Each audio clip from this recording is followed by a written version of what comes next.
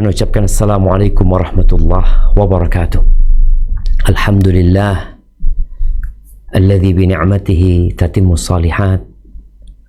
Segala puji bagi Allah Jalla Jalaluhu yang karena nikmatnya kebaikan-kebaikan menjadi sempurna. Kita bisa ngaji bareng walaupun semua berada di tempatnya masing-masing. Dengan adanya teknologi yang Allah memudahkan bagi kita untuk menuntut ilmu, dokter-dokter pun masih bisa belajar, menambah ilmu agama, walaupun sedang berada di tempat kerjanya. Dan di antara tanda Allah menginginkan kebaikan buat seseorang, man yuridillahu bihi khairan yufaqihu fid din. Maka Allah akan bikin orang itu memahami agama.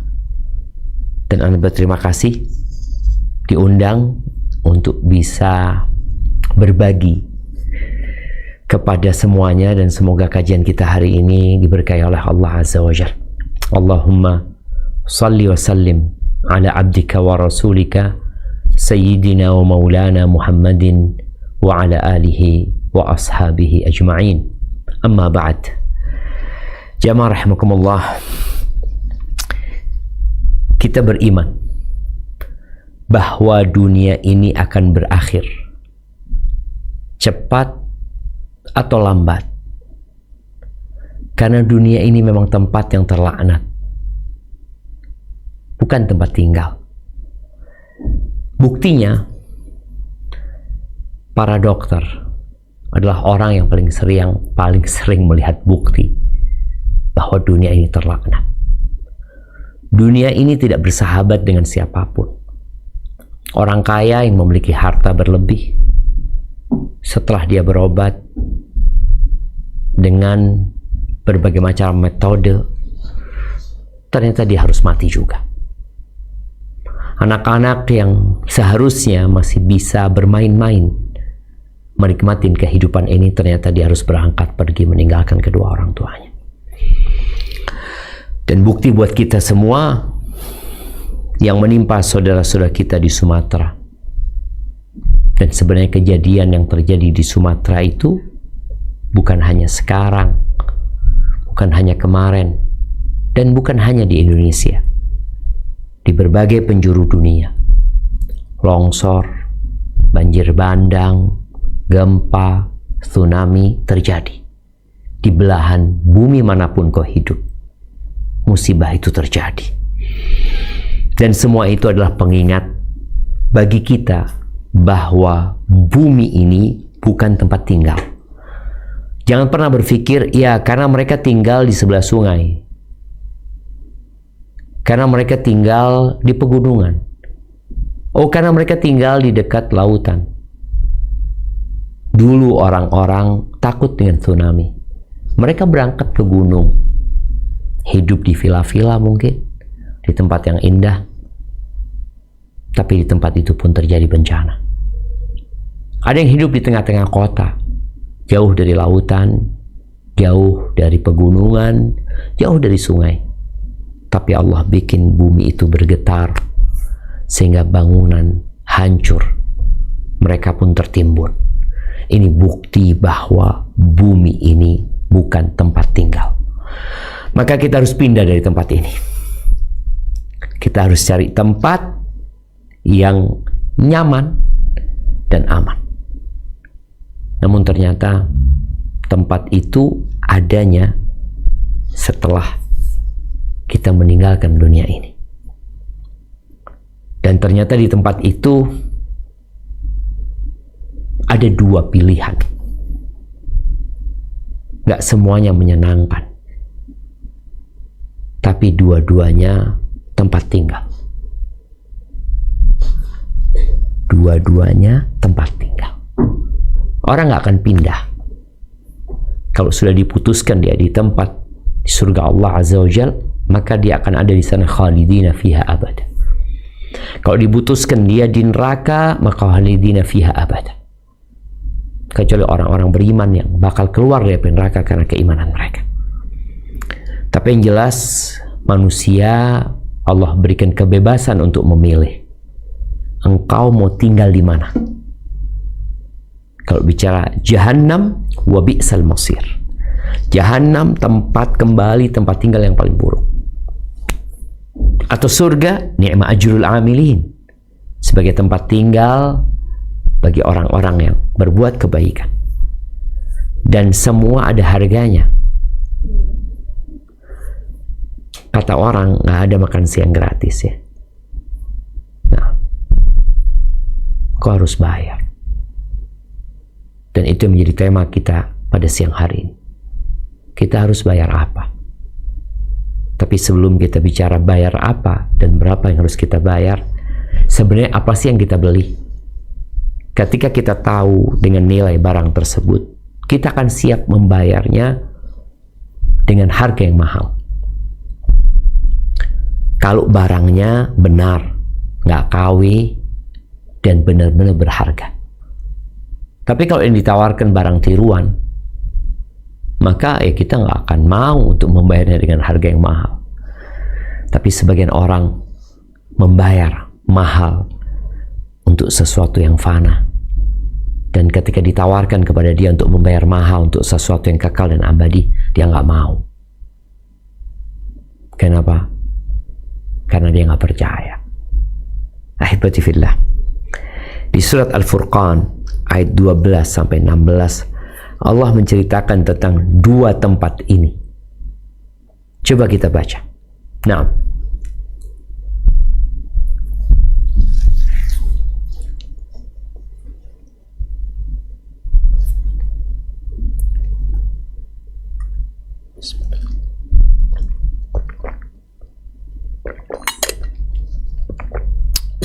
أعوذ بالله من الشيطان الرجيم إذا رأتهم من مكان بعيد سمعوا لها تغيظا وزفيرا وإذا ألقوا منها مكانا ضيقا مقرنين دعوا هنالك ثبورا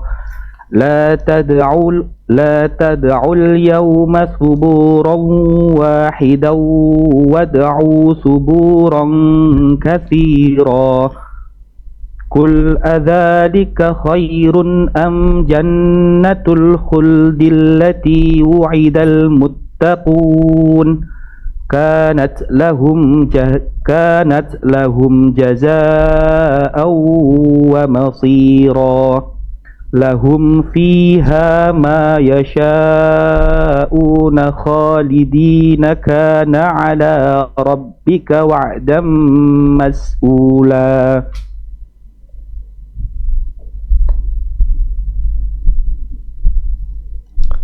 Nah, artinya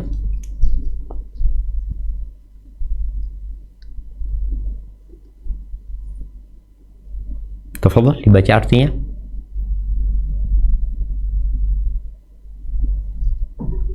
Apabila mereka itu melihat mereka dari tempat yang jauh, mereka mendengar kegemarannya dan suara nyalanya. Dan apabila mereka dilempar ke tempat yang sempit di neraka itu dengan belenggu, mereka di sana mengharapkan kebinasaan.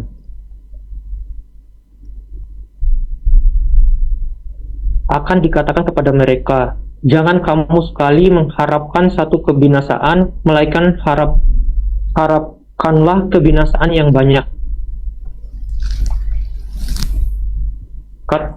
Katakanlah, apa ajab yang demikian itukah yang baik atau surga yang kekal yang telah dijanjikan kepada orang-orang yang bertakwa? Dia menjadikan balasan dan tempat kembali bagi mereka.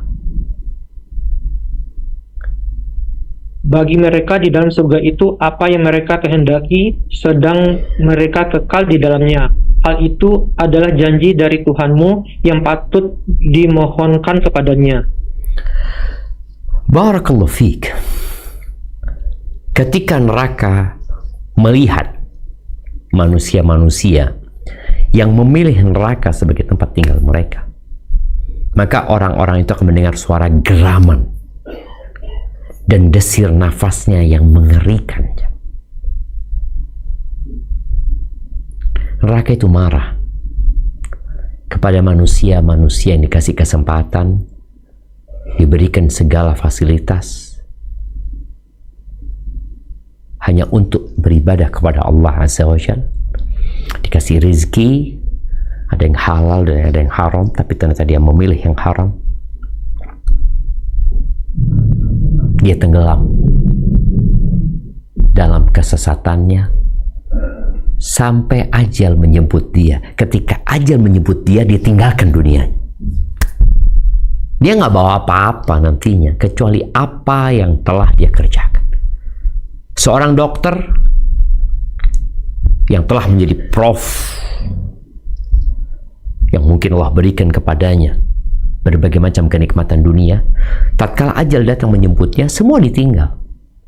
Mungkin nama dia jadi nama rumah sakit. Rumah sakit Saiful Anwar. Di Jember ada rumah sakit Subandi. Tapi kemana dia? Nggak ada dia. Mana rumah dia? Nggak ada. Mana pasien dia? Nggak ada juga. Kendaraan dia yang dia pakai? Nggak ada. Kaki dia? Nggak ada. Maka apabila orang-orang yang meninggal dunia dalam kondisi tidak beriman kepada Allah dan hari akhir, maka mereka akan dilemparkan ke dalam neraka. Dan tatkala itu mereka diletakkan di tempat yang sempit. Mereka teriak-teriak. Mereka menginginkan kematian. Orang ingin mati ketika disiksa. Berapa banyak pasien yang sakit parah kemudian dia berharap mati. Boleh minta mati karena penyakit? Nggak boleh. Tapi boleh berdoa, Allahumma ahyini in kanatil hayatu khairan li. Ya Allah, hidupkan aku kalau hidup itu baik buat aku. Dan matikan aku kalau kematian itu baik buat aku. Boleh. Tapi di sana dia ingin mati. Dia ingin binasa. Nggak bisa. Maka dikatakan kepada mereka, la tad'ul yawma thuburan wahidah. Wad'u thuburan katsir. Hari ini kalian jangan menyeru meminta kebinasaan satu kali. Jangan. Yang banyak kalian. Dan kalian tidak akan mati. Kalian akan tetap merasakan azab itu. Maka mana yang lebih baik? Neraka? Am jannatul khuld? Atau surga yang kekal? Allati wu'idal muttaqun, yang dijanjikan kepada orang-orang yang bertakwa, dan itu balasan sekaligus tempat tinggal mereka, tempat kembali mereka. Di surga itu ada apa sih? Ada banyak keindahan dan kenyamanan. Tapi kalau mau ringkasnya, di ayat 16 Allah mengatakan lahum fiha ma yasha'un. Di dalamnya mereka memperoleh apa saja yang mereka inginkan. Di dunia banyak hal yang kita inginkan kita tidak dapatin. Kita takut tua, kita takut penyakit ya. Tapi ternyata kita tetap tua. Kita tetap sakit. Lemah. Makan. Mulai ada pantangan ini dan itu.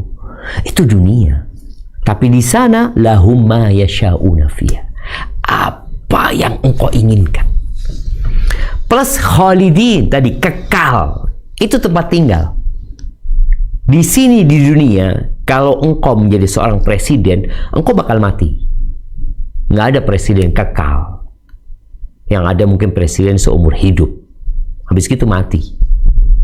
Dan kita sudah melihat Bung Karno mati. Pak Harto pergi. Habibie nggak ada udah. Abdurrahman Wahid, Ibu Megawati ditinggal mati sama suaminya. SBY ditinggal mati oleh istrinya.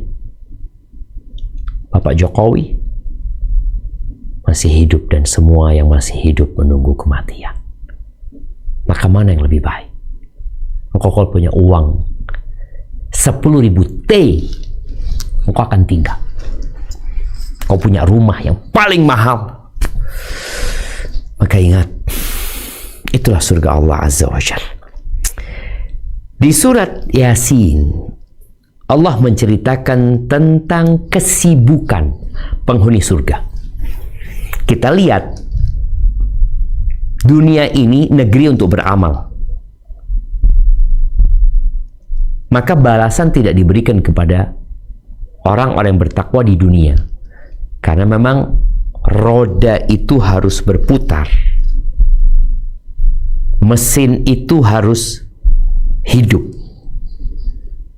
Maka Allah nggak jadikan balasan dari amalan itu di dunia.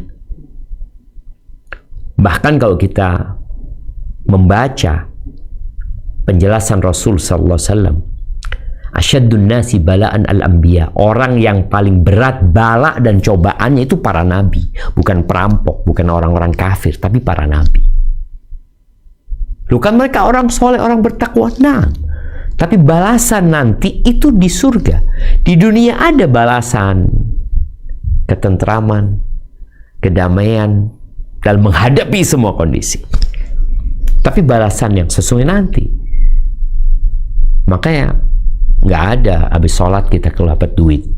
Assalamualaikum, assalamualaikum. Tahu-tahu dibawa balik sejadah dapat duit 100.000, nggak ada.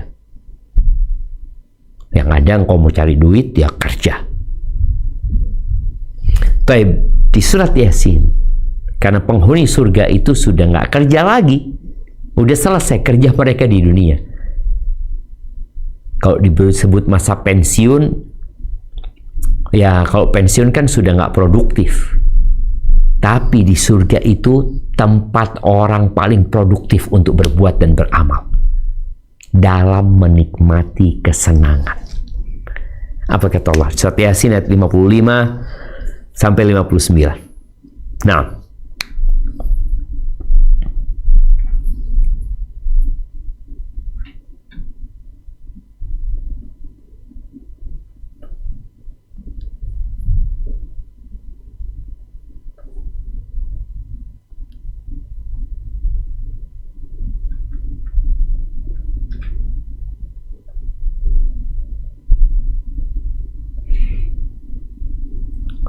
silahkan dibaca.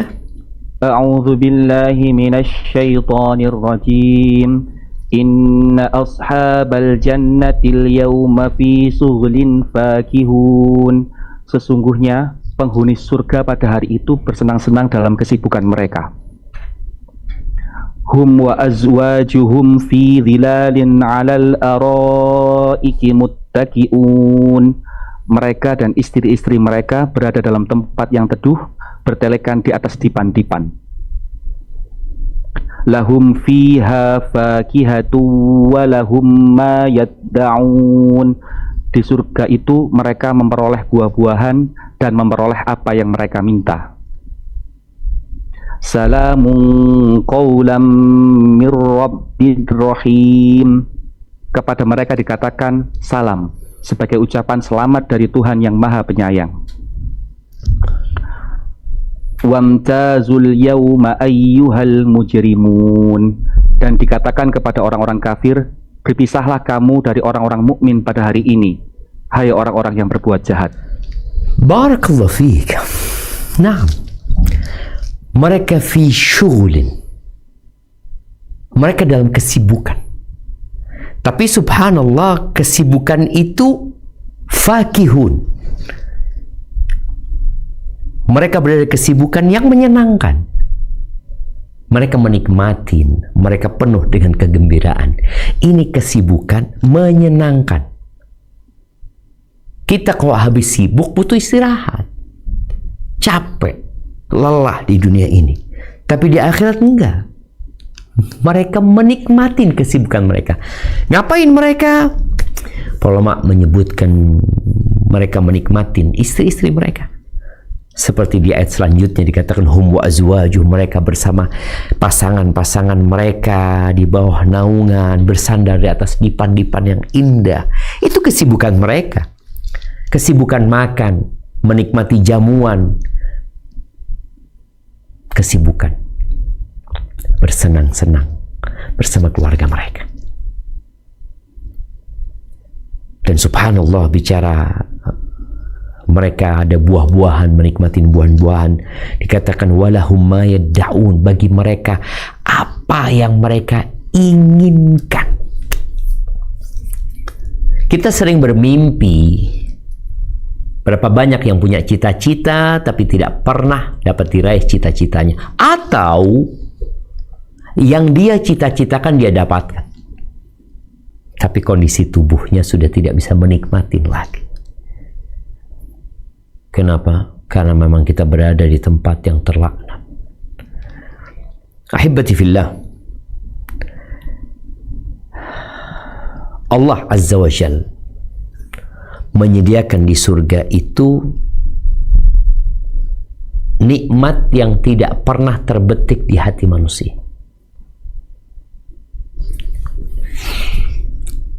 Kalau antum menghayal ingin kuda umpamanya, seperti seorang sahabat Nabi yang datang kepada Rasul sallallahu alaihi wasallam mengatakan, "Ya Rasulullah, fil jannati khayl." Apakah di surga ada kuda? Karena dia cinta sama kuda. Kata Nabi SAW, "Idza udkhiltal jannah." Kalau engkau dimasukkan ke surga, utita bi farasin min yaqutatin hamra, maka akan didatangkan kepadamu seekor kuda yang terbuat dari permata yang berwarna merah. Antum lihat kadang-kala orang bikin dari kristal ya, patung kuda-kudaan. Dan kita tahu nggak boleh kita bikin patung. Nanti engkau akan dihadirkan di hadapanmu kuda yang tercipta dari permata hamra, merah, sebesar apa coba? Manusia yang masuk surga tingginya seperti Nabi Adam, situna dhira'an, 60 hasta. Kudanya seperti apa? Itu permata. Yang sekarang kalau ada permata terbesar di dunia, wah, manusia akan mengagungkannya, menjaganya. Ini kudanya dari permata, warnanya merah. Lahu janahan, punya 2 sayap. Yatiru bika haitsu tasya.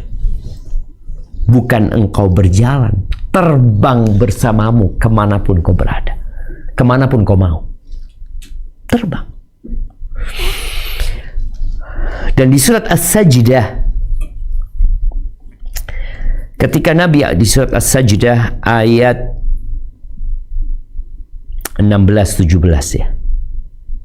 Nah, Rasul sallallahu alaihi wasallam pernah mengatakan, qala Allahu azza wa jalla, Allah berfirman, ini hadis qudsi. Beliau mengatakan, a'dattu li'ibadiyas salihin. Aku persiapkan untuk hamba-hambaku yang saleh, ma la ainun ra'at, yang tidak pernah dilihat oleh mata. Belum pernah ada mata yang memandangnya. Wala udhunun sami'at, tidak pernah didengar oleh telinga. Wala khatara ala qalbi bashar, dan tidak pernah terbetik di dalam hati. Tadi yang kita ceritakan ya, kuda ya. Nanti kenyataannya akan lebih indah daripada yang kita bayangkan. Orang itu akan terkagum-kagum, akan terkesima.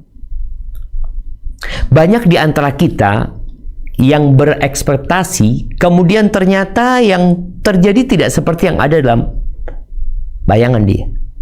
Adapun nanti di surga semuanya lebih daripada hayalan manusia. Lalu Nabi alaihissalatu wasallam mengatakan, waqra'u in syi'tum, kalau kalian mau bacalah firman Allah azza wa jalla di surat As-Sajdah ayat 17. Kita baca ayat 17 saja. Naam, tafadhal.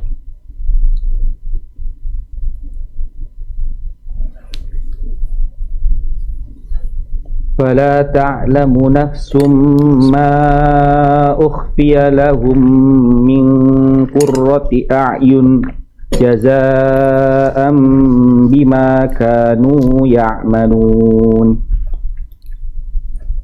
seorang pun tidak mengetahui apa yang disembunyikan untuk mereka, yaitu bermacam-macam nikmat yang menyedapkan pandangan mata sebagai balasan terhadap apa yang telah mereka kerjakan. Allahu Akbar. Tapi untuk ke sana itu kita harus melawan nafsu kita. Huffatil jannatu bil makarih wa huffatin naru bis syahwat. Surga itu dikelilingi dengan hal-hal, dengan perkara-perkara, dengan amalan-amalan yang dibenci oleh jiwa. Jalan menuju surga itu mendaki, melelahkan, menyebabkan banyak orang kehilangan kenyamanan kalau mau masuk surga. Adapun neraka dikelilingi dengan syahwat. Jadi orang kalau meniti jalan menuju ke neraka itu senang, ketawa dia, bergembira, suka dia. Dia nggak memikirkan halal haram. Tapi kalau sudah bicara surga, aduh. Maka dikatakan ad-dunya sijnul mu'min. Dunia ini penjara buat orang beriman. Mau sekaya apapun, mau sesukses apapun dirimu, engkau tetap seperti penjara di dunia ini. Karena ada aturan yang harus engkau jaga. Ada batasan-batasan yang engkau mau tidak mau harus mentaati dan mematuhinya. Capek dan lelah. Nah, saat orang-orang tidur engkau harus bangun. Di saat orang-orang istirahat engkau harus capek dan lelah. Tapi balasannya dalam hadis riwayat Imam Muslim, yunadi munadin. Kelak akan ada yang menyeru di surga. Mengatakan apa? Innalakum antasihhu fala tasqamu abada. Kalian di surga ini punya hak hidup sehat dan tidak akan sakit selama-lamanya. Makanya dokter nggak laku di surga. Nggak ada klinik di surga itu. Nggak ada rumah sakit. Nggak ada apotek. Nggak ada. Nggak ada toilet di surga. Wa inna lakum an tahyu fala tamutu abada. Kalian hidup selama-lamanya, nggak ada mati. Nggak ada ceritanya mati di sana. Nggak ada ceritanya orang kemudian menua, nggak ada. Wa inna lakum an tashibbu fala tahramu abada. Kalian akan tetap muda selama-lamanya, nggak akan pernah tua. Yang paling ditakutkan oleh manusia itu tua. Makanya orang mencari bagaimana obat awet muda, bagaimana bisa selalu muda, bukan di sini, di sana. Resepnya di sini. Kalau engkau mau awet muda, oke, kita kasih resep di sini. Tapi nanti di sana mudanya. Karena di dunia apa gunanya engkau muda tapi mati? Di sana hidup selalu, sehat selalu, muda selalu. Umurnya 33 tahun. Wa anna lakum an tan'amu fala tab'asu abada. Kalian akan nyaman terus, nggak ada susah. Di dunia orang sekaya apapun, seenak apapun hidupnya, ada susahnya lah. Ada sakitnya, ada capeknya, ada tidurnya. Di surga nggak ada tidur. Di riwayat Imam Tirmidzi bicara tentang bangunan surga. Wal jannatu wa ma bina'uha. Gimana bangunan surga ya Rasulullah? Bangunan surga, labinatun min fidda wa labinatun min dhahab. Ada satu bangunan, ada lokasi yang semua bangunannya dari emas. Susunannya itu batu batanya dari emas. Ada yang batu batanya dari perak. Sekarang orang mengeruk emas di mana ya? Di Papua, di NTB, mungkin di Sumatera, mereka keruk emas. Apakah mereka jadikan bangunan? Enggak. Mereka jadikan simpanan. Nanti itu jadi bangunan. Batu batanya. dari emas. Wa milatuhal miskul adfar, yang menjadi bahan perekat antara dua batu itu misik yang murni, wangi. Jadi kita lihat orang tuh kepingin punya bangunan kan, yang kalau bisa nggak ada natnya ya, nggak ada jaraknya, itu nanti dari misik. Kalau bicara kerikilnya dari lu'lu' wal yakut, mutiara dan permata jadi kerikil. Tanahnya za'faran itu ya.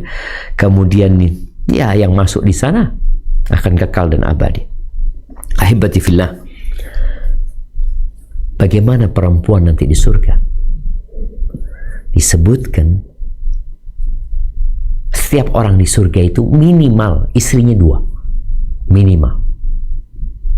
Tergantung amalan. Setiap istri itu dikatakan sama Nabi SAW, alaiha sab'una hullah. Perempuan di surga itu pakai baju 70 setel. 70 setel. Tadi yang kita sampaikan, nggak kebayang. Perempuan di dunia mungkin pakai baju 3 setel. Aduh, pakai baju daleman, luaran, jaket. Padahal dia punya baju banyak gitu. Dia ingin pamer semua bajunya, tapi nggak bisa. Gaun malamnya 1 itu. Nggak bisa ditumpuk-tumpuk. Nanti di surga, tuh perempuan pakai 70 setel baju. Gimana ya? Dalam kondisi pakai 70 setel baju, kata Nabi SAW, yabdu mukhu saqiha min waraiha. Sumsum betisnya bisa terlihat dari balik 70 setel baju. Wallahu a'lam ya. Mungkin dengan 70 setel itu perempuan dilihat dari setiap sisi dengan baju yang berbeda. Suaminya ngelihat, loh pakai baju hijau. Lihat lagi loh, kok kuning sekarang. Dilihat lagi hitam. Lihat, Allahu Akbar. Yang berbeda-beda. Ahibati fillah. Tapi syarat utama meniti jalan ke surga itu iman. Iman. Apa kata Allah di surat Al-Maidah ayat 72? Naam. Surat Al-Maidah ayat 72.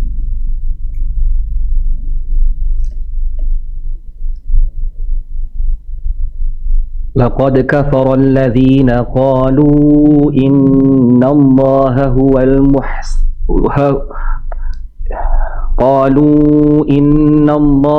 المسيح ابن مريم وقال المسيح يا بني إسرائيل اعبدوا الله ربي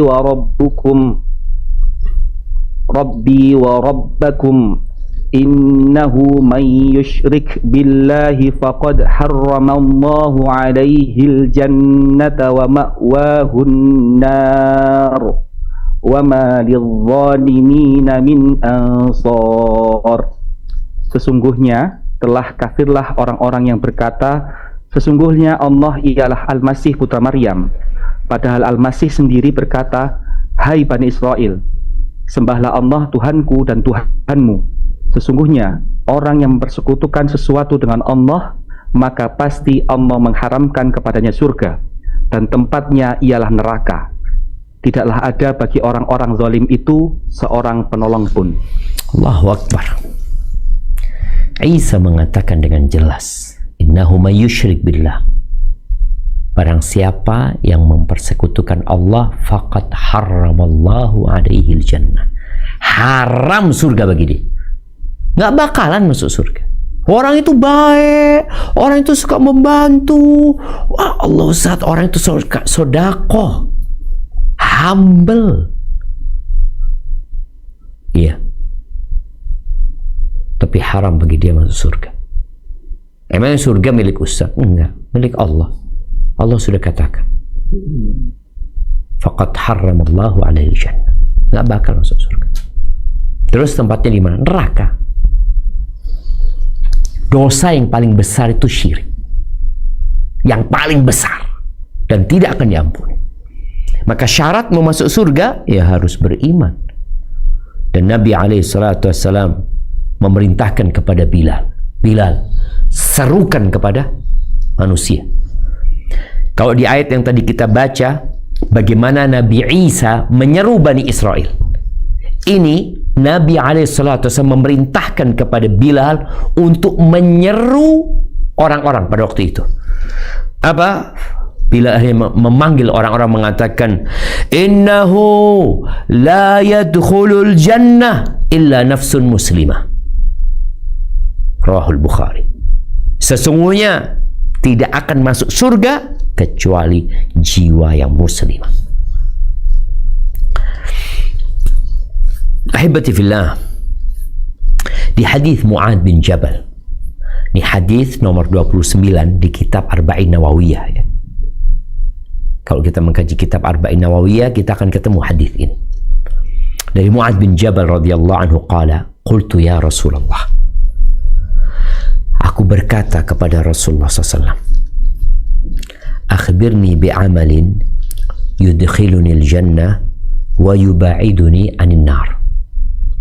Kabarkan kepada aku amalan yang memasukkanku ke surga dan menjauhkanku dari api neraka. Nih, kita sekarang bicara jalan menuju ke surga. Dan itu sudah ditanyakan oleh para sahabat. Sejatinya banyak dalam Al-Quran penjelasan-penjelasan itu. Tapi Mu'adz ingin detailnya dari Nabi Muhammad SAW. Apa kata Nabi SAW? Laqad sa'altani an azim. Engkau telah menanyakan kepada aku perkara yang agung. Wa innahu la yasirun ala man yassarahu Allahu alaih.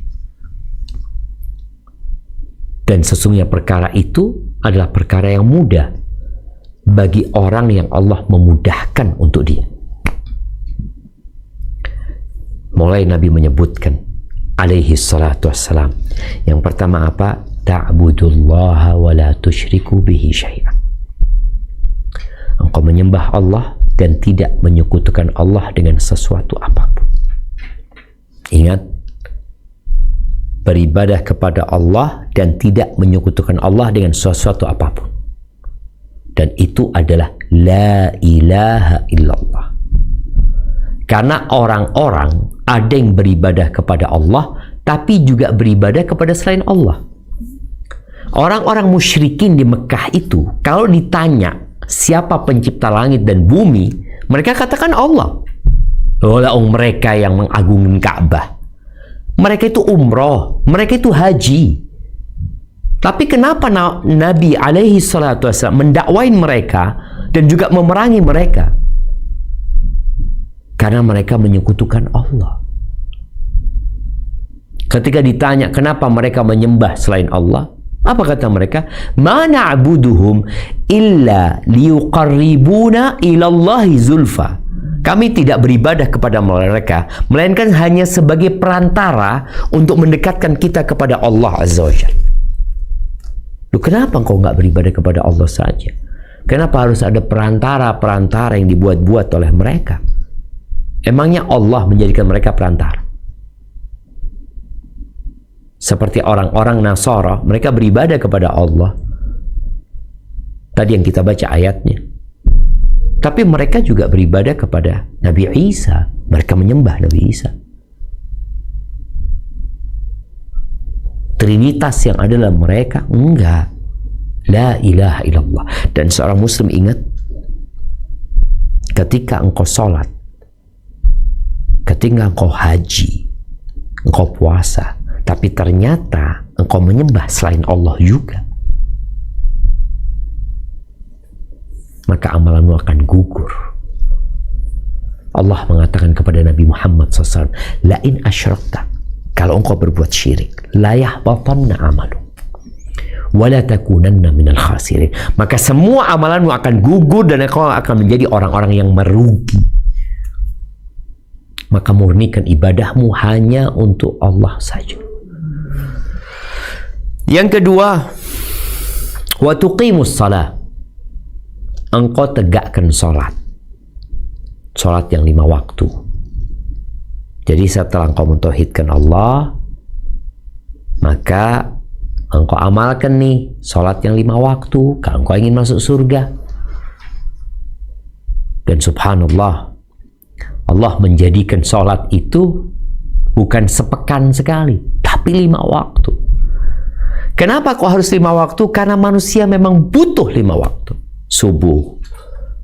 Dan ini ujian juga buat engkau, enak-enak tidur, harus bangun. Yang laki dipanggil untuk datang ke rumah Allah. Duhur, asar, lagi anak-anak praktek, lagi menangani pasien, tahu-tahu adzan asar, tahu-tahu maghrib, isya, 5 waktu. Taib 5 waktu itu dalam setahun berapa kali? Sepanjang hidupmu. Dan engkau tegakkan bukan hanya sekadar sholat. Karena Allah mengatakan fawailul lil musallin. Ada orang-orang sholat tapi masuk neraka karena tidak menegakkan sholatnya. Dia sholat, alladzina hum an sholatihim sahun, alladzina hum yura'un. Sholat tapi asal sholat. Riya juga. Ingat syarat diterimanya amalan, ikhlas dan ikuti aturan.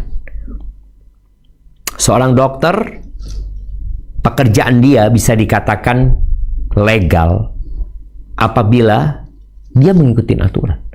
Kalau niat nggak dibicarakan. Tapi kalau bicara ibadah, maka niat dan ikuti aturan. Kalau niatnya benar tapi aturannya nggak ditegakkan, ya nggak diterima. Zuhur, sholat 7 rakaat. Nggak diterima. Loh, tapi anak ingin mendekatkan diri kepada Allah, nggak boleh. Ikutin aturan. 4 ya 4. Yang ketiga, tu'ti zakah. Nih, tunaikan zakat. Bagi yang hartanya sudah sampai nisab dan sudah haul, keluarkan zakatnya.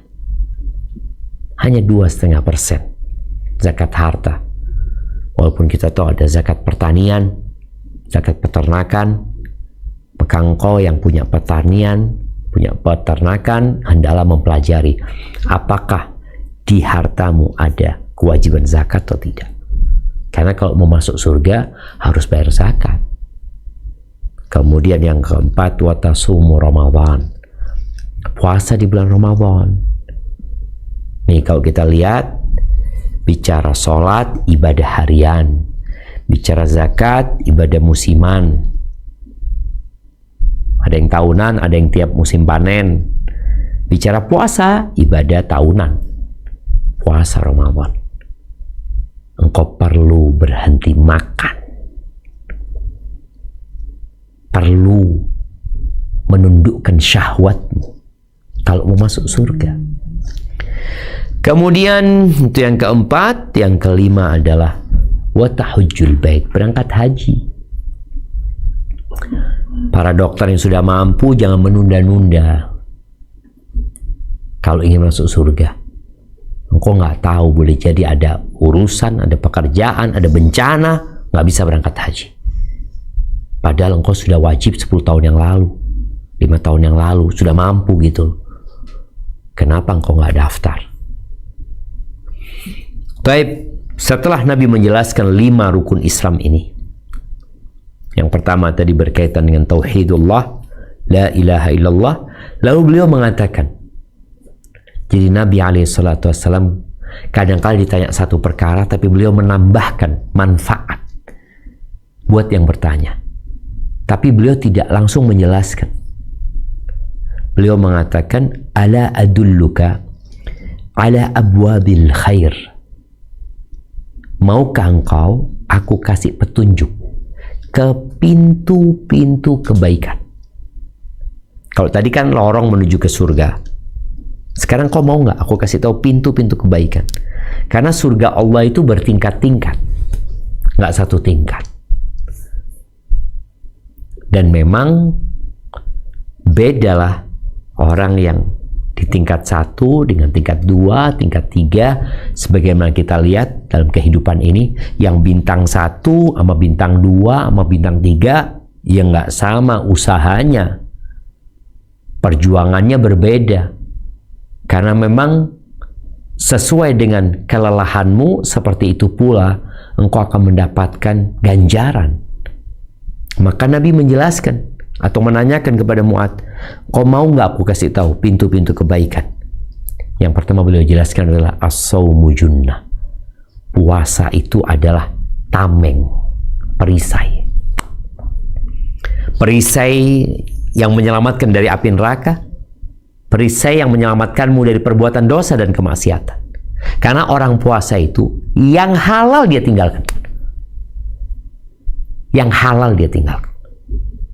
Kalau yang halal kau tinggalkan, masa kau mau makan yang haram?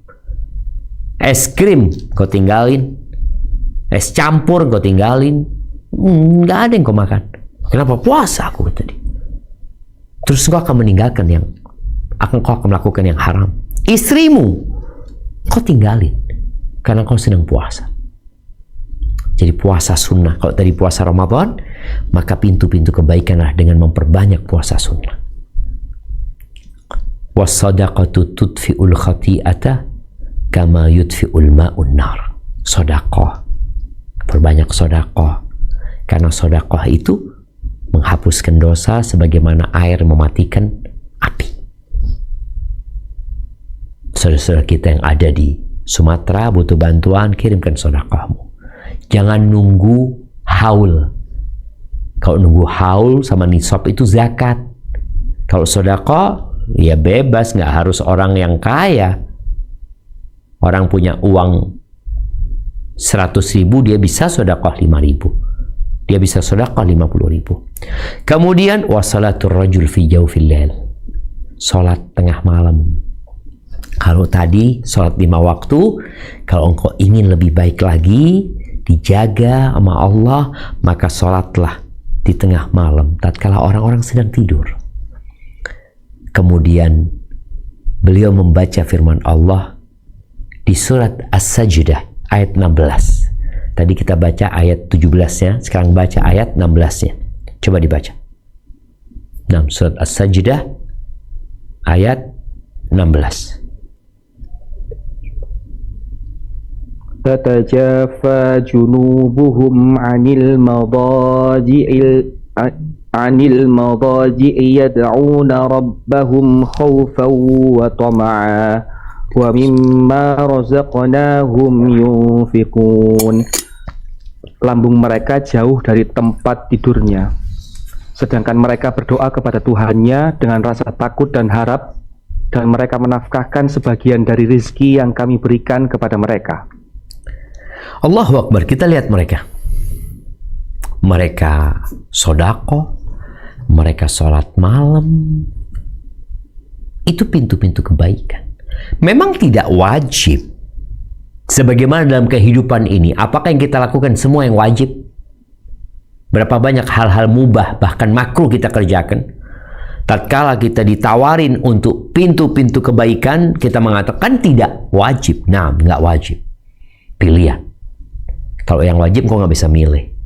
Tapi ini pilihan untuk menjadi lebih baik.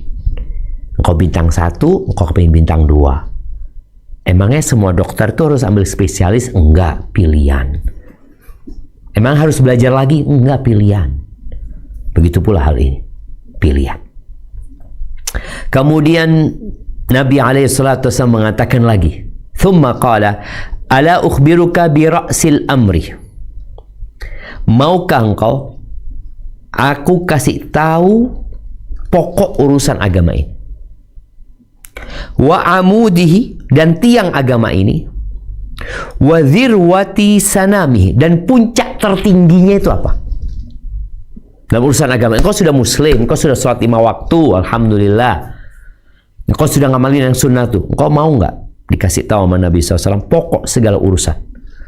Maka beliau mengatakan, Rasul amril Islam, pokok urusan adalah Islam, agama ini. Kau harus berpegang teguh dengan agama ini. Agama ini pedoman hidup. Wa amuduhu sholat, tiangnya urusan ini adalah sholat. Kalau nggak ada sholat nggak bisa bangkit. Onta pun kalau nggak ada tulang punggungnya nggak ada, nggak bisa jalan. Puncaknya Dirwatus sanami, kalau onta itu kan ada punuknya. Puncak punuk ontanya itu adalah al-jihad. Berjihad di jalan Allah Azza wa Jalla. Berjihad dengan harta, dengan jiwa. Itu puncak dari urusan ini. Saat orang harus mengorbankan semua yang dia miliki. Harta, jiwa, dan raganya. Lalu Nabi SAW kembali bertanya kepada Mu'ad, "Ala ukhbiruka bimilaki dhalika kulli?" Mu'ad, engkau mau nggak aku kasih tahu tentang sesuatu yang bisa menguatkan semua itu? Sesuatu yang bisa menguatkan, mengurusi semua perkara tadi itu. Supaya engkau bisa menjalankan ibadah dengan baik, ya. Apa sih yang harus engkau lakukan? Bala ya Rasulullah. Kata Mu'ad, iya. Lalu Nabi SAW mengambil lidahnya. Beliau mengeluarkan lidahnya, lalu mengambilnya sambil mengatakan, "Kuffa alaika hadha. Kuffa alaika hadha." Jagalah lisanmu ini. Mu'ad heran. Maka dia berkata, "Ya Nabi Allah, wa inna la mu'akhaduna bima natakallamu bihi." Wahai Nabi Allah, apakah kita akan dihukum dengan apa yang kita ucapkan? Maka Nabi SAW mengatakan, "Thakilatka ummuka ya Mu'ad." Ibumu kehilangan Mu'ad. Kok bisa punya pemikiran kayak gitu? Wa hal yakubbun nas fin nari ala wujuhihim aw ala manakhirihim illa hasaidu alsinatihim. Wah, engkau tahu orang-orang yang tersungkur ke neraka, yang masuk ke neraka, gara-gara apa? Gara-gara lisan mereka. Dan sekarang ada lisan, ada tulisan. Maka tolong setiap muslim yang ingin masuk surga, jaga lisannya, jaga tulisannya. Sibukkan dirimu dengan ibadah tadi. Berbicaralah kalau pembicaraan yang kau akan ucapkan baik. Tulislah kalau tulisanmu memang untuk kebaikan dan berdampak baik. Kalau enggak, banyak hal yang seharusnya engkau lakukan. Jaga lisan. Yang menjamin di antara dua rahangnya dan di antara dua pahanya, kata Nabi SAW, aku menjaminkan surga bagi dia. Barakallahu fiik. Itu yang dapat kita kaji pada kesempatan kali ini. Kurang lebihnya mohon maaf. Ana kembalikan ke moderator kita. Jazakumullah khair.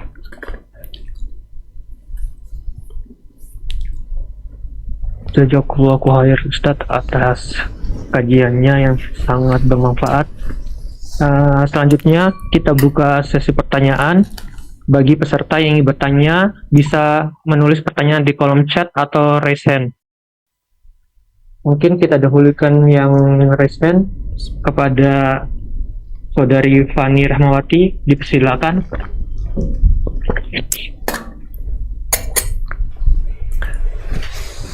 Assalamualaikum Ustadz. Waalaikumsalam warahmatullahi wabarakatuh.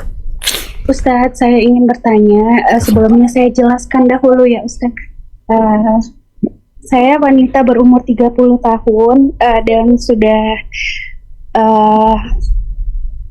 menjadi single parent selama 1 tahun. Sebentar. Jadi sekarang saya tinggal di rumah orang tua. Sekarang saya tinggal di rumah orang tua dan setiap bulannya saya dikasih uang saku oleh abang saya 1 juta.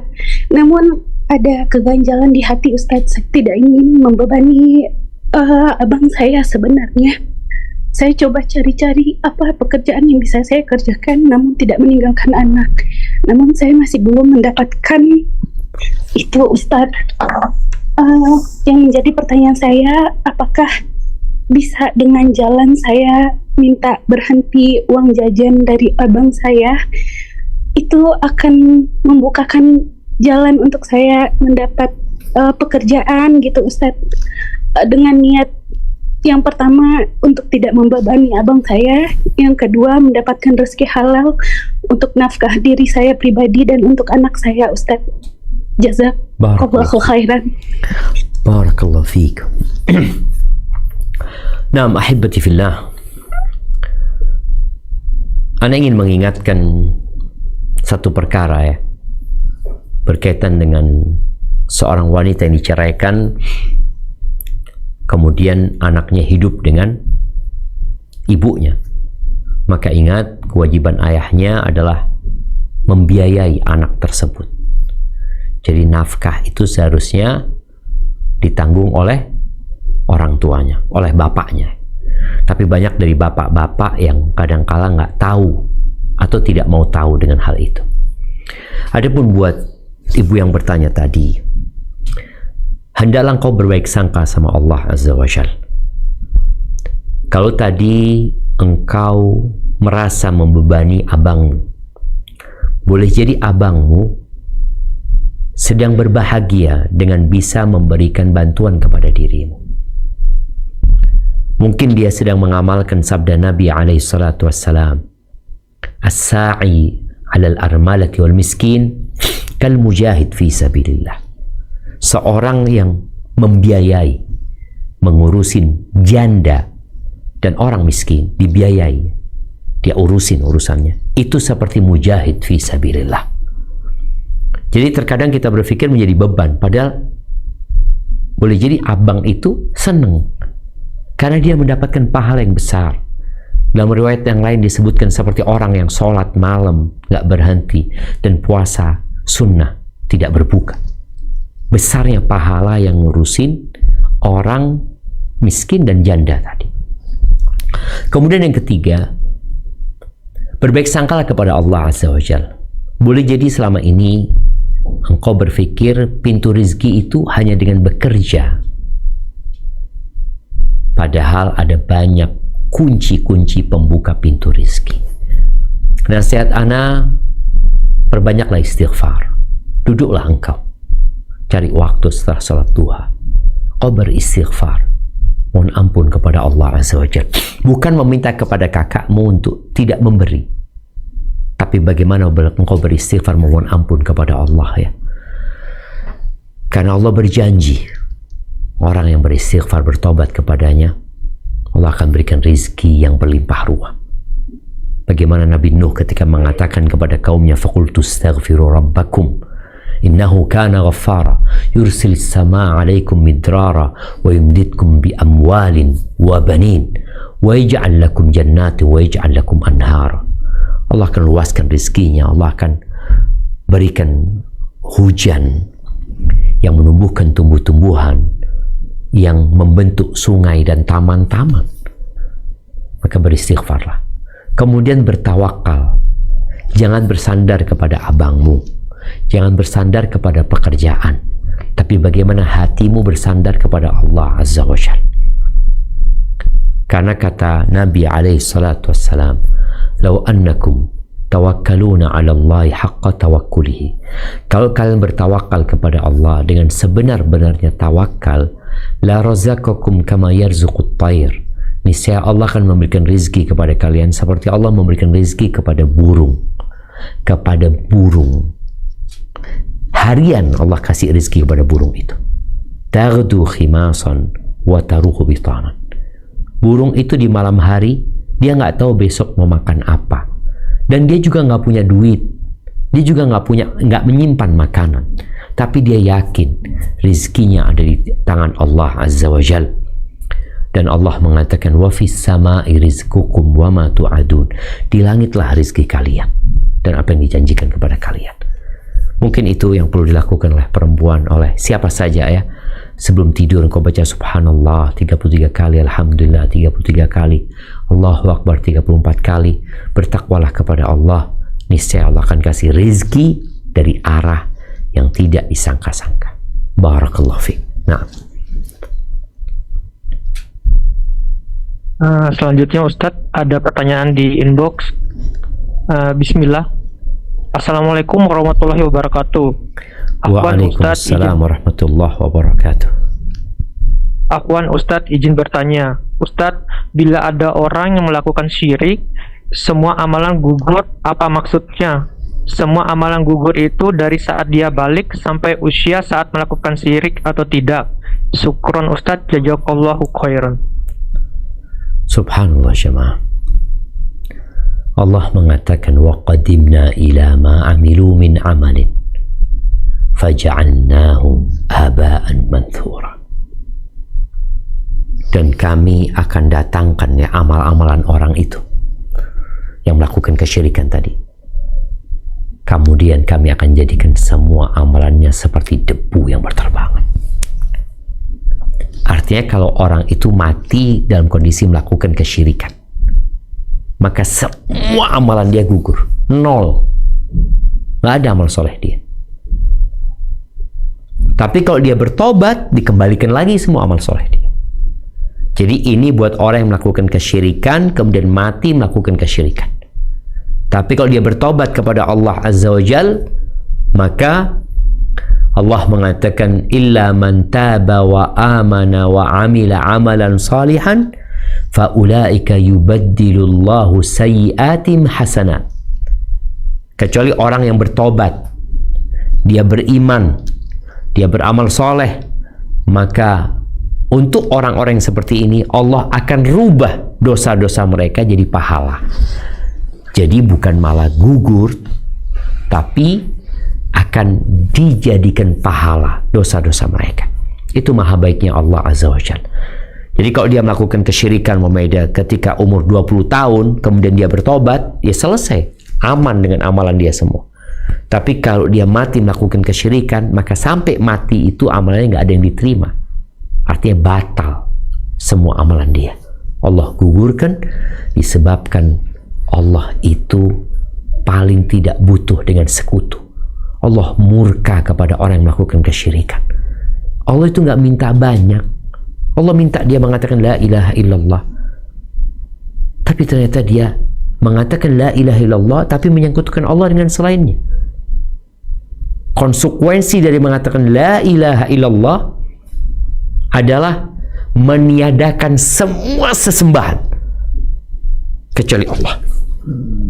Jadi dia tidak berkata Islam itu agama yang paling benar, tidak. Dia mengatakan Islam agama yang benar, yang lainnya salah. Nah, hanya Allah yang berhak disembah. Iya, yang lainnya salah, batil. Hadza wallahu a'lam bissawab. Nah.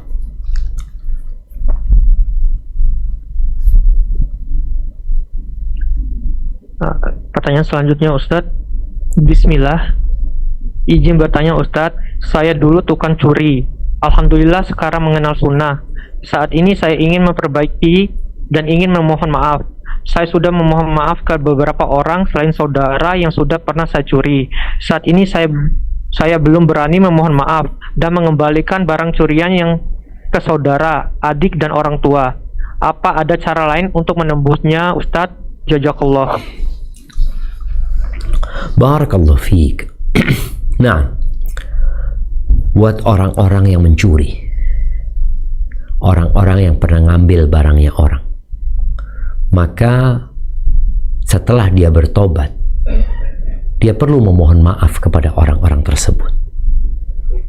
Kalau memang maaf itu tidak akan diberikan, atau boleh jadi akan berdampak buruk kepada dia, maka hendaklah dia mengembalikan umpamanya ketika dia mampu, tanpa orang itu harus tahu, dengan transfer, dengan ditaruh di mana. Jadi tetap dia ada usaha untuk mengembalikan. Kalau dia tidak mampu, maka dia minta dihalalkan. Tapi di sini, apabila dia minta dihalalkan, kemudian menjadikan mudarat yang lebih besar, maka dia harus cari waktu yang tepat. Kapan dia meminta maaf. Dan di antara cara yang harus dia lakukan adalah dengan memperbanyak doa buat orang-orang yang pernah dia zalimin. Doakan orang-orang itu. Karena ada orang-orang yang nggak memaafkan. Kita udah minta maaf, dia nggak memaafkan. Ya udah mau gimana? Ya udah engkau banyak doain orang tersebut. terus doakan orang tersebut ya. Kalau umpamanya ada barang yang kau ambil yang orang itu nggak mau terima, nggak, aku tidak akan terima, aku akan minta pada hari kiamat umpamanya, ya udah, yang seharusnya kau balikin kau sedekahkan atas nama orang itu, sehingga ketika dia menuntut sudah ada yang akan dibayarkan kepada dia. Jadi perbanyak doa untuk orang-orang tersebut dan semoga Allah mengampuni dosa. Hadza wallahu a'lam bissawab. Na'am. Pertanyaan selanjutnya Ustadz. Assalamualaikum warahmatullahi wabarakatuh. Waalaikumsalam warahmatullahi wabarakatuh. Semoga Allah Azza wa Jalla senantiasa melimpahkan keberkahan, hidayah, taufik, dan penjagaan untuk Ustadz, keluarga, dan tim SBR, serta seluruh kaum muslimin di penjuru dunia. Semoga Allah memudahkan kita untuk meniti jalan menuju surga Firdaus setinggi sekeluarga. Amin. Izin bertanya Ustadz, dalam kehidupan ini kita diperintah untuk banyak beramal sebagai bekal akhirat. Namun di sisi lain ada dalil yang menjelaskan bahwa kita tidak akan bisa masuk surga dengan mengandalkan amal kita. Bagaimanakah maksudnya Ustadz? Lalu untuk apa sebenarnya kita beramal? Jazakumullah khairan. Masya Allah, ya pertanyaan yang menarik ya, berkaitan dengan masuk surga dengan amal.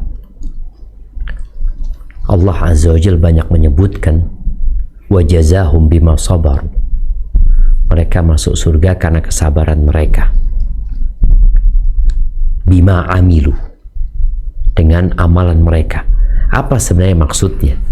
Padahal Nabi alaihissalatu wassalam menyebutkan la yadkhulu ahadukumul jannah bi'amali, tidak ada seorang pun di antara kalian yang akan masuk surga dengan amalan. Para ulama menyebutkan bi amali di sini adalah ba'ul iwad, artinya sebagai ganti. Artinya nggak akan masuk surga, surga itu ganti dari amalannya. Amalan dia nggak cukup gitu loh untuk dapat surga yang luasnya seluas langit dan bumi, enggak. Makanya orang masuk surga itu dengan rahmat Allah Azza wa Jalla. Adapun amalan itu hanya sebab yang menyebabkan Allah ridho sama kita, Allah merahmati kita, kemudian Allah memasukkan kita ke surganya. Contoh nih, semoga contoh ini nggak salah ya. Seperti seorang yang dia punya mobil Avanza. Dia punya mobil Avanza. Namanya Budi. Dia punya kawan namanya Ahmad. Ahmad ini punya showroom mobil mewah. Dan Budi sama Ahmad ini kawan baik, maksudnya dia baik banget ya. Suatu hari datang Budi ini bawa mobil Avanza. Dia mengatakan, aku mau tukar Avanza ini dengan Lamborghini. Lalu kata si Ahmad, engkau pilih yang mana yang kau mau. Apakah memang nilainya Avanza ini senilai Lamborghini? Enggak. Tapi kenapa dikasih Lamborghini? Karena sayang si Ahmad ini, fadhol. Dan yang kita cari adalah rahmatnya Allah Azza wa Jalla. Amal Allah perintahkan kepada kita untuk beramal, maka kita beramal. Itu yang pertama. Yang kedua, amalan itu nanti sebagai penentu tingkatan. Masuk surganya dengan rahmat Allah, amalan itu menjadi penentu tingkatannya dia di mana. Allah Azza wa Jalla mengatakan wali kullin darajatun mimma amilu. Semua akan mendapatkan tingkatan sesuai dengan amalannya. Makanya nanti di surga semua pembagian itu sesuai dengan amalannya. Orang akan mendapatkan cahaya sesuai dengan amalannya. Tapi bicara masuk surganya dengan rahmat Allah Azza wa Jalla, dan amalan tidak menjadi pengganti surga Allah Jalla Jalaluh. Maka beramallah dengan ikhlas, berharap ridha Allah Azza wa Jalla, dan semoga Allah merahmati kita dan kemudian memasukkan kita ke surganya. Hadza wallahu a'lam bissawab.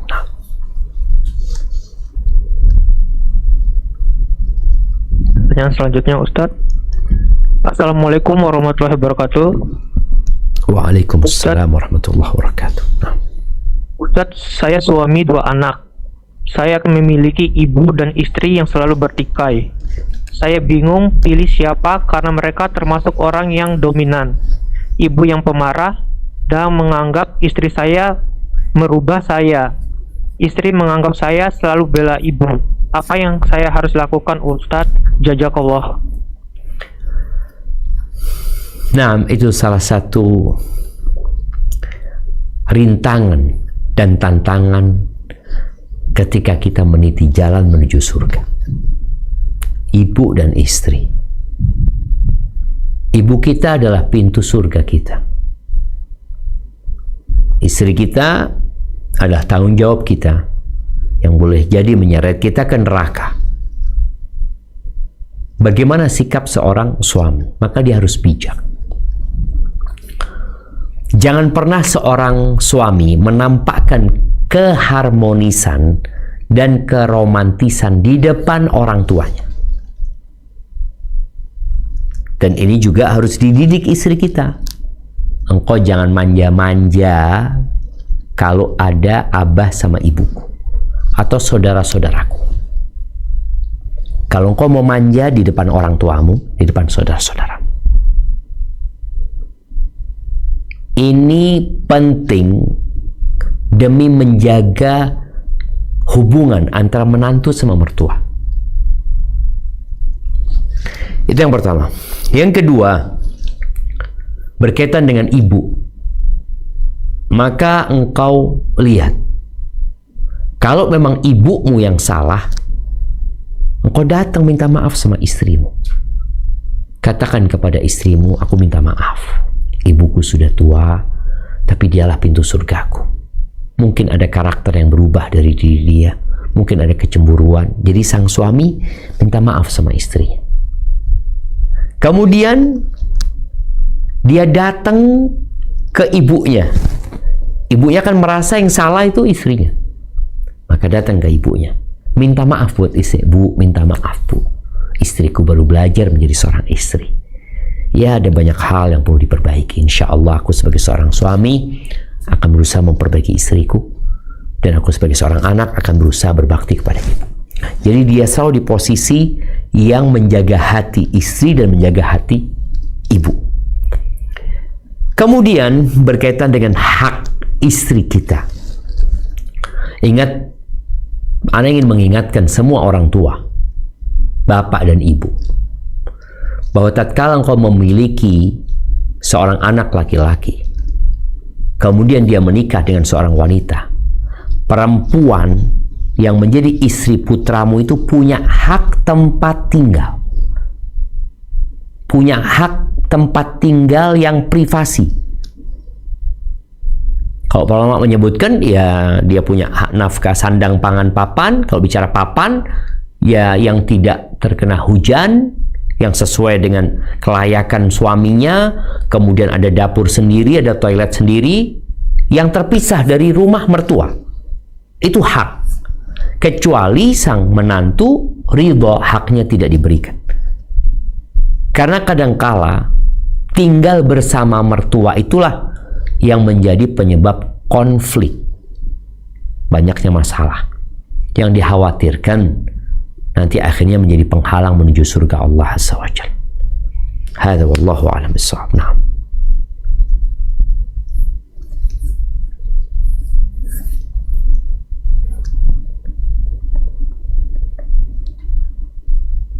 Pertanyaan selanjutnya, Ustaz. Assalamualaikum warahmatullahi wabarakatuh.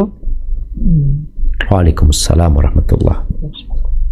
Semoga Ustadz beserta keluarga selalu dalam lindungan Allah. Izin bertanya Ustadz, apa saja yang harus kita hindari agar mencegah hal-hal yang bisa menggugurkan semua amalan kita di dunia? Yang mana amalan-amalan kita tersebut tentunya merupakan modal kita untuk bisa masuk ke dalam surganya. Jazakumullah khairan Ustadz. Barakallahu fiik ya. Ya, bicara amalan yang dapat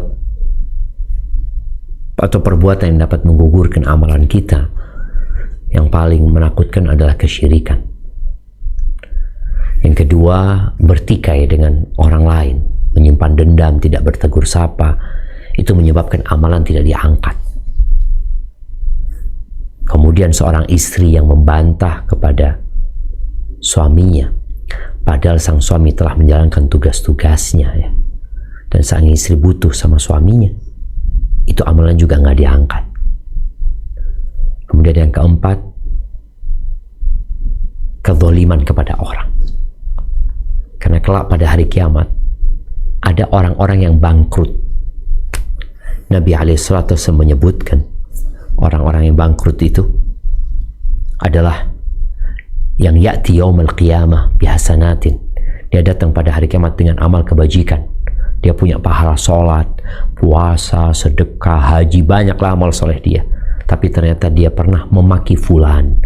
Dia pernah mengatakan ucapan bullying umpamanya dia kepada fulan. Dia pernah memukul fulan.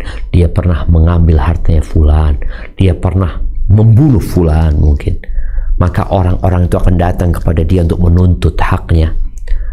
Dan dia nggak punya uang. Yang ada adalah kebaikan dan keburukan.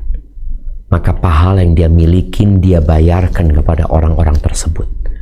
Kalau habis pahalanya, kemudian ternyata orang-orang yang menuntut masih ada, maka dosa orang-orang itu akan dipikulkan kepada orang ini sebagai apa istilahnya, konsekuensi ya dari dosa yang dia lakukan. Seharusnya dia bayar pahala, tapi nggak ada, ya sudah, dosanya diberikan, timpakan kepada orang ini, karena pahala itu seharusnya meringankan dosa orang ini. Tapi karena nggak ada pahalanya orang ini, ya udah, sebagian dosanya diberikan kepada orang yang melakukan kezaliman ini, kemudian dia dilemparkan ke dalam api neraka. Kemudian juga yang membuat amalan itu gugur ya berbagai macam kesyirikan, riya umpamanya, sum'ah, itu menggugurkan amalan yang ada riyanya. Tidak semua amalan dia, tapi amalan yang bercampur dengan riya itu yang gugur. Hadza wallahu a'lam bissawab.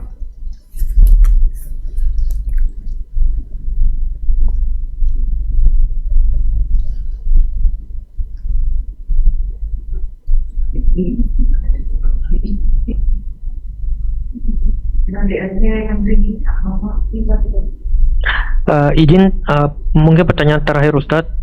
Nah, Assalamualaikum warahmatullahi wabarakatuh.